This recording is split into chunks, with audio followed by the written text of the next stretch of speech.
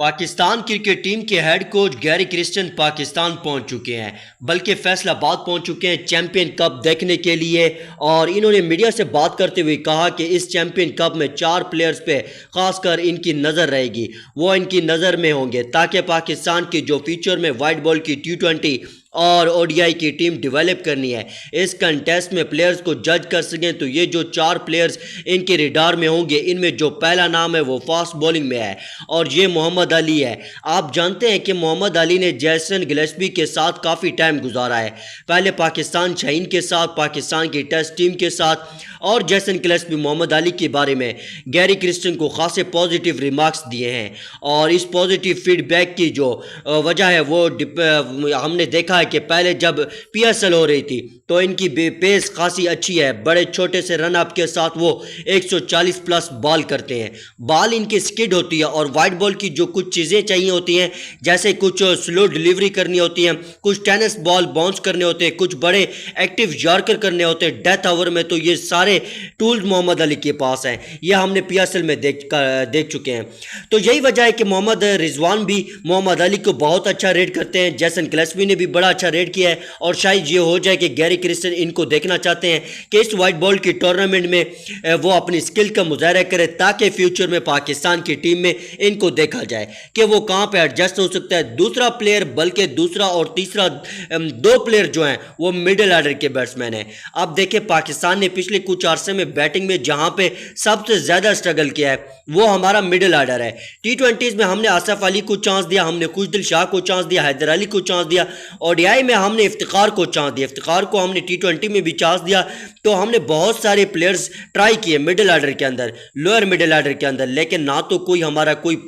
Proper middle order batsman establish ہو سکا اور نہ کوئی پراپر ہمارا فنشر آ سکا۔ تو فنشر اور مڈل آرڈر مین سے بیسیکلی تو یہ دونوں چیزیں کچھ حد تک سیم ہی ہیں، کیونکہ ODIs میں جو مڈل آرڈر بیٹسمین ہیں وہی فنشر ہوتے ہیں، اور T20 میں بھی آلموسٹ جو ان کے پاس ہی رسپانسبلٹی ہوتی ہے فنش کرنے کی، البتہ یہ ہوتا ہے کہ ہم لوگ مڈل آرڈر بیٹسمین تھوڑی لمبی اننگ ایکسپیکٹ کرتے ہیں، اور فنشر کا رول ہم یہ کہتے ہیں کہ یہ 25-30 رنز بھی کر دے، بٹ کلیوشن سچویشن کے اندر جہاں پہ 10-12 کا ریکوائرڈ رن ریٹ ہوتا ہے تو وہاں پہ یہ 10-15-20 گیندوں پر 30-35-40 رن کرنے والا بیٹسمین، تو اس کو ہم فنشر بول لیتے ہیں۔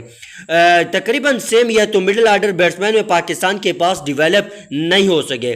اب 2 مڈل آرڈر بیٹسمینوں پر گیری کرسٹن کی خاص طور پر نظر ہے، گیری کرسٹن کی، اور ان میں جو ایک وہ ہے طیب طاہر۔ طیب طاہر اس ٹائپ کے پلیئرز ہیں کہ جو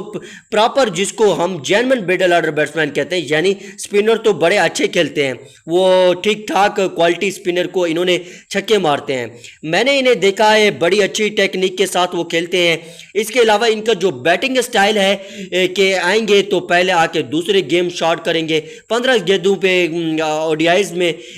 اور 5-10 گیندوں کے بعد T20 میں وہ تیسرے گیئر میں چلے جائیں گے، پھر اس کے بعد مزید 5-10 گیندوں کے بعد وہ چوتھے گیئر میں چلے جائیں گے۔ تو ODI میں سٹارٹ کریں گے 80-90 کی سٹرائک ریٹ سے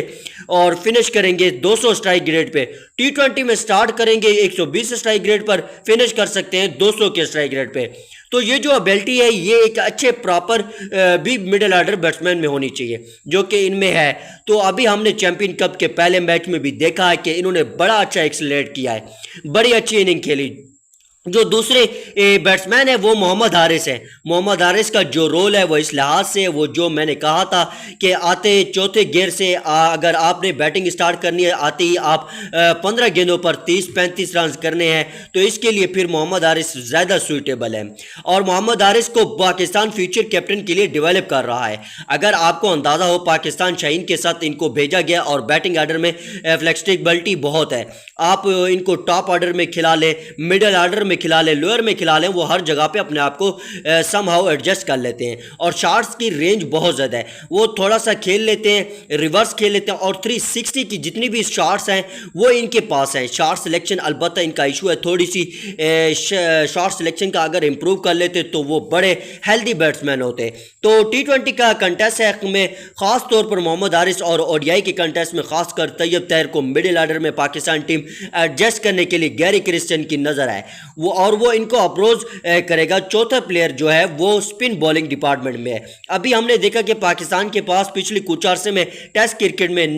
یاسر شاہ کے بعد اور سعید اجمل کے بعد کوئی بھی سپنر نہیں آیا۔ اب ابرار آیا ہے، ابرار کے بارے میں بہت ساری اچھی باتیں ہیں ہم نے سنی ہے، بٹ ابھی تک وہ اس لحاظ سے اپنے آپ کو وائٹ بال کے اندر نہ تو ان کے اس طریقے سے چانس ملے ہیں، نہ ہی امپروو کر سکیں۔ تو ابرار پر بھی اب گیری کرسٹن کی نظر ہوگی کہ ابرار ان میچز میں کیسا پرفارم کرتے ہیں، کیونکہ ابرار اگر اچھا پرفارم کرتے ہیں تو ان کو وائٹ بال میں لیا جا سکتا ہے۔ شاداب اور اسامہ میر کی اس طرح کی پرفارمنس نہیں رہی ہے، وہ لگتا نہیں کہ پاکستان کی وائٹ بال کی سپن پرابلم کو سلوشن